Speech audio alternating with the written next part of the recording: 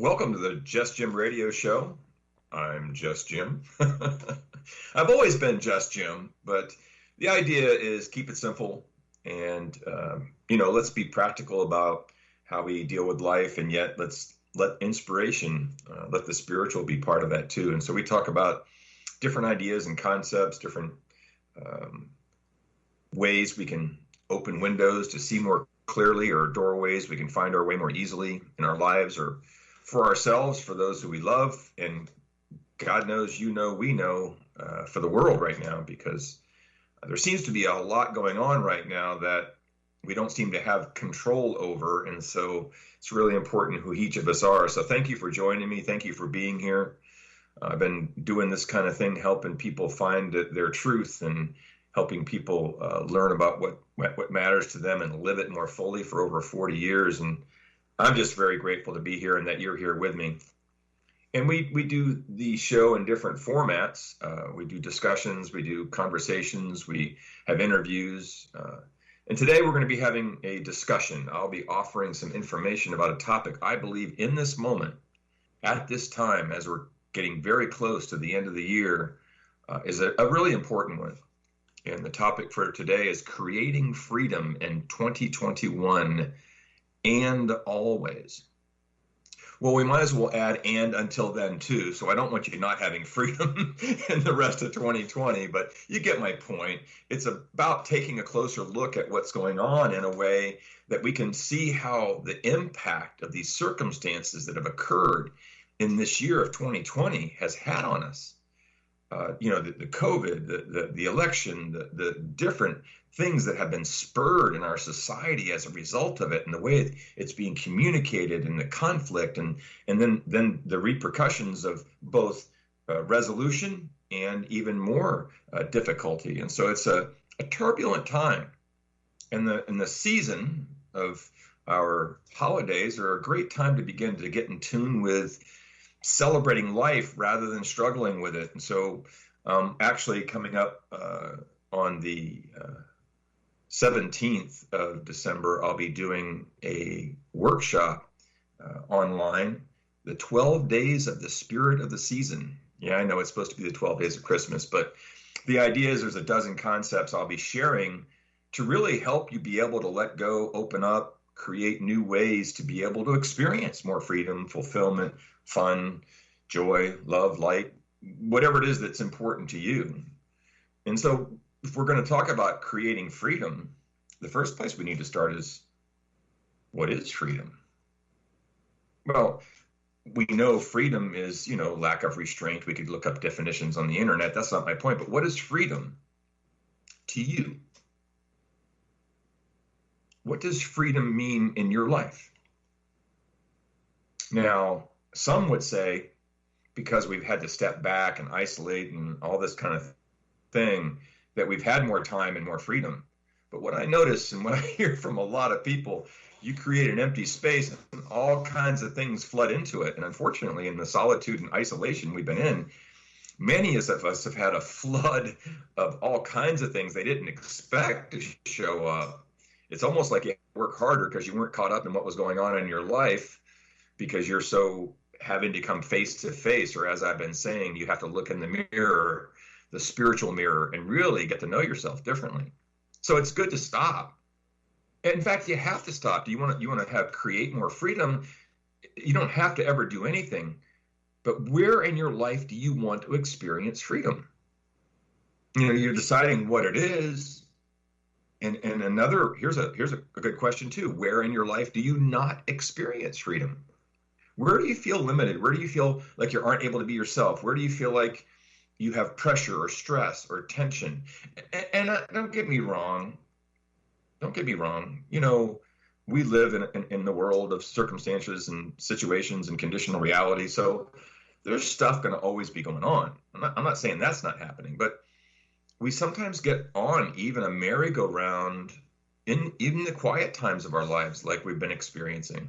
And now that we're trying to step back out, and then there's an even trickier question than those two, if you want to take it one step further. Where in your life do you believe you're experiencing freedom and you're not? because we get conditioned, right? We say, wow, this is in my life, and this is what I'm doing every day, or this is where I'm going, or this is what I want to accomplish or achieve. And that was something that we decided and put in motion. And yet we put it in motion when? In our history, when we were something else, or we were someplace else. Now, this is a great time. And I know the whole New Year's and resolution thing, I'm not talking about that as much. I'm talking about really, I want to breathe easier. I want to move easier. I want to enjoy life more. I want to have room in my life to be. And what I want to be is I want to be free to be me. Watch out, folks. It sounds like I'm writing a poem here. But we do. I mean, I'm not saying what you should be or shouldn't be, but I don't think I've talked to a person that doesn't want to be free to be themselves and enjoy more fulfillment and fun and love and light in their lives. And so first place to start is to take a look. What is it? Where is it? Where is it not? And how do I really feel right now about the things I say create freedom or give me the fulfillment I'm looking for? These are answers only you can answer for yourself. Nobody can. Well, my wife will try to answer those questions for me periodically. And you know what? It's important to allow others who we're close to and love, like I do my wife, to see me. I make a joke, but she sees me in a way I can't. She's a perfect example of someone in my life that can help me see myself differently than I can. I have one set of eyes or one perception or one view. And even if I'm very aware and very present, I can only see what I see. And so we have a nice relationship in the sense that we're not afraid to share with each other how we feel and what's going on or what we see. And we do that in partnership and enjoy that. It's something I cherish very much. And we don't always have a lot of those people in our lives. Maybe a good friend, maybe a relative, our partners, all of those sources of viewing who we are and helping us see each other are what we can be open to having a freedom with in that way. So if we're wanting to create freedom and we're now knowing what it is or what it isn't or is in our lives, knowing what it is the key, and making room for it is another. Because what we're talking about, where in your life do you not experience freedom? What is taking up space in your head, in your heart, in your activities, in your life? In my case, in my garage. It's on my honey-do list. I've got to clear things out. But you got to make room if you want something else in your life. And so as we're becoming aware and paying attention and beginning to make these choices, we can begin to create some room for what? Well, we said earlier, for you to be you or me to be me. And yet each of us bring through our work, some of us are retired, through our relationships at home, it doesn't matter, an expression. We're constantly creating. We're actually bringing our spirit or our soul or our passion or our purpose into the activities of our day. And so where do we do that? And when we do, is it held down, limited, pushed away, restricted by the choices that we've made or the situations that we're in? And I want to make sure I say this out loud. We're all in different situations. I'm going through some really strong changes in my life right now, and I'm having to make some really clear decisions about the freedom that I want and how I want that to look. And I'm having to look in my mirror and, quite honestly, let go of some fears or some doubts or anything else that might come up. Because I really do want to rise above, and I want to soar, and I want to experience 2021 differently than I did 2020. I do get a chance to express myself frequently, like I am today on this show with you and other sources of expression that I have. And yet, I can assure you, at least I personally want to experience far more freedom and far more fulfillment and a heck of a lot more fun in 2021. And always, as the title of our topic today is. And sometimes we have to look beyond what we know and who we are, or who we think we are at least, because we all have a perception of how the world is or what's possible. We have a perception of what we can do or accomplish or achieve. And sometimes it's based on what is, and sometimes it's based on what we believe. Every one of us is different. So don't think that I'm telling you how you need to be or how it needs to be, but it's important that we trust beyond our own limitations. Okay, Jim, that's interesting. What the heck does that mean? Well, trusting beyond your own limitations sounds like a difficult task. Because if you don't know what it is, how can you trust in it? How can you believe in it? Well, everything that we've ever created or expressed or experienced has originated from that place at the core of our being, from the very spark of who we are within. No matter what your philosophy, no matter what your religion, no matter what your belief system or not, it doesn't matter. You and that intuition, inner knowing, that choice that you make from the very core of you has been the catalyst for creation for you since you've been cognizant, since you became aware that you could actually think and choose and act.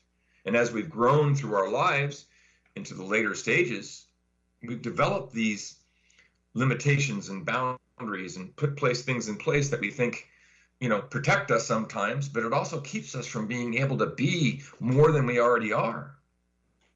So what do you trust? Well, I like to say you trust your inspiration to start with, your spirit. Now, you can take that to your religion if that's where you're coming from, or a more relaxed philosophy. It could be what your spirit, your inner knowing, your inner being says.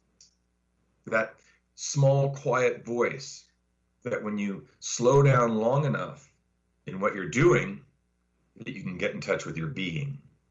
And of course, your spirit, if you are looking at it from your being an expression of all that is, or a child of the universe, or you are a reflection or an expression of God or of spirit, then you are this channel through which life flows into the world. And so trusting has to do with what you believe. Trusting has to do with what matters to you. Trusting is what you believe brings you the support or the encouragement or the guidance or just the awakening that allows you to continue to make your way. And I believe when we open to whatever that flow is, I sometimes call it the river of life. I call it spirit moving through me, a reflection or an expression of all that is, or of source or of God. Every time we open to allow life to move through us, we become it. We become that vibration. We become that illumination, that energy. And it becomes something that we look to within ourselves. When we look within ourselves and we're looking for our own inner guidance, we're looking to our intuition.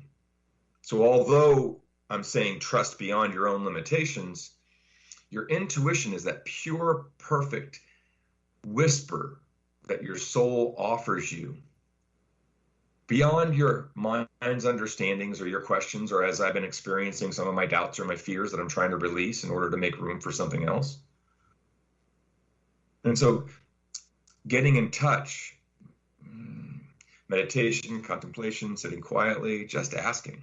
I like to use 3 simple terms that I'm dating myself now, sorry about that I learned in defensive driving way back. Way back, there was a lot more railroad crossings, at least in the area where I lived,